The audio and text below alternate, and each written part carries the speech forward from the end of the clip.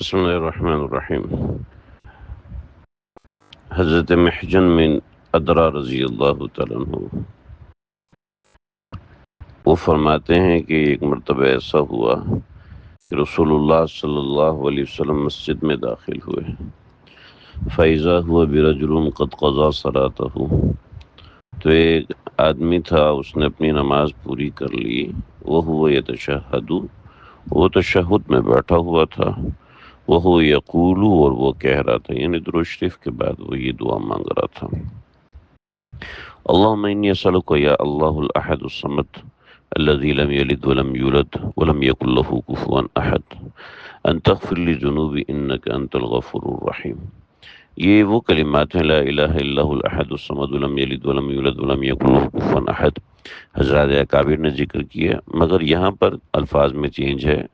اللہم انی اسألک یا اللہ الاحد الصمد الذی لم یلد ولم یولد ولم یکن لہ کفوا احد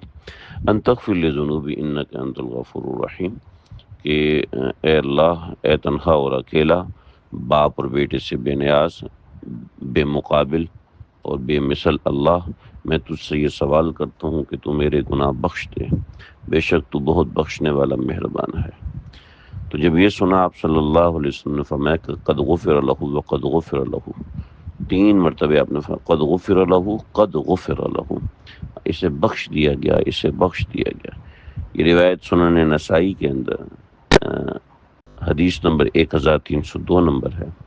سنن ابی داؤد میں حدیث نمبر 985 ہے، 985 ہے، مسند احمد کے اندر جلد نمبر 6 میں روایت ہے، روایت نمبر 338 ہے، یعنی 338 ہے، اور یہ روایت صحاح میں سے صحیح روایت ہے۔ اس سے ثابت ہوا کہ وہ الفاظ جو کہ روایات میں ثابت ہیں ان کو آگے نقل کیا گیا ہے کہ آگے امت ان کلمات سے دعا مانگ سکے، یعنی التحیات پڑھی، پھر درود شریف پڑھا، اور اس کے بعد